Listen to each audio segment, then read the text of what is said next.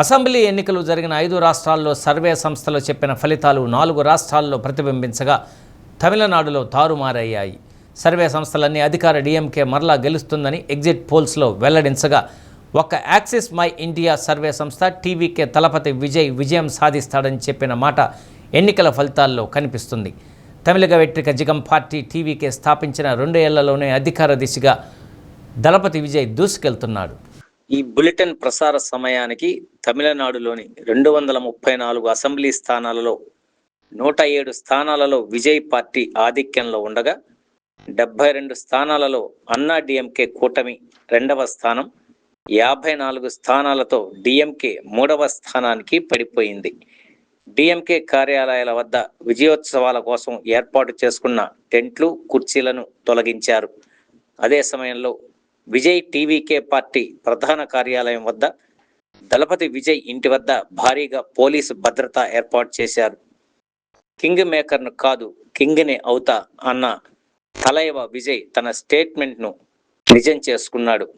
Magic ఫిగర్కు అవసరమైన ఎమ్మెల్యేల కోసం దళపతి విజయ్ కాంగ్రెస్, పిఎంకేలతో చర్చలు జరుపుతున్నట్లు, అన్నా డిఎంకేతో పొత్తుకు విముఖత చూపుతున్నట్లు విశ్వసనీయ సమాచారం. మరోవైపు కాంగ్రెస్ అగ్రనేత రాహుల్ గాంధీ తమిళనాడు రాజకీయాలపై ఏఐసిసి కార్యదర్శి మాణిక్యం ఠాకూర్ మరికొంతమంది పార్టీ పెద్దలతో విస్తృతంగా చర్చలు జరుపుతున్నట్లు సమాచారం. ఇదిలా ఉండగా తమిళనాడు సీఎం స్టాలిన్ విజయ్ పార్టీ అభ్యర్థి చేతిలో ఘోరంగా ఓటమి చెందారు. ఇక చైతన్యానికి మారుపేరుగా ఉండే కేరళంలో అధికార కామ్రేడ్లకు కన్నీళ్లే మిగిలాయి. మొత్తం 140 అసెంబ్లీ స్థానాలకు గాను కాంగ్రెస్ నేతృత్వంలోని యూడిఎఫ్ 99 స్థానాలతో ముందంజలో ఉండగా సిపిఎం నేతృత్వంలోని ఎల్డిఎఫ్ 35 స్థానాలు, బీజేపీ నేతృత్వంలోని ఎన్డీఏ 2 స్థానాలలో ఇతరులు 2 స్థానాలు లభించాయి.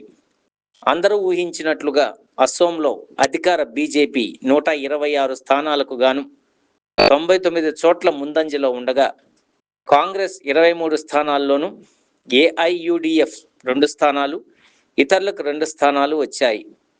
కేంద్ర పాలిత ప్రాంతం పుదుచ్చేరిలో మొత్తం 30 స్థానాలకు గాను ఎన్డీఏ 18 స్థానాలు, డిఎంకే 7 స్థానాలు, విజయ్ టీవీకే 1, ఇతరులు 4 చోట్ల గెలుపొందారు.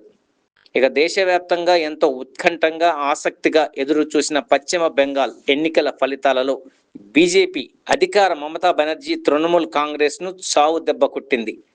ప్రధాని నరేంద్ర మోడీ, హోంమంత్రి అమిత్ షా మరియు బీజేపీ అగ్రనాయకత్వం మహాపట్టుదలతో పోరాడి సాధించిన విజయంగా పరిశీలకులు వ్యాఖ్యానిస్తున్నారు.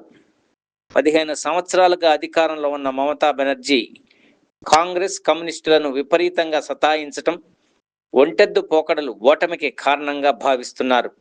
ప్రధానంగా బెంగాల్లో సర్ ఓట్ల ప్రక్రియతో లక్షలాది ఓట్లు తొలగింపు, నేపాల్, బంగ్లాదేశ్ నుండి బెంగాల్కు చొరబాట్లు, రోహింగ్యాల అంశం, హిందుత్వ ఏకత అంశాలతో బీజేపీ ప్రణాళికాబద్ధంగా వ్యూహాలను రూపొందించుకుని ఈ ఎన్నికల్లో మమతకు ఓటమి రుచి చూపించారు.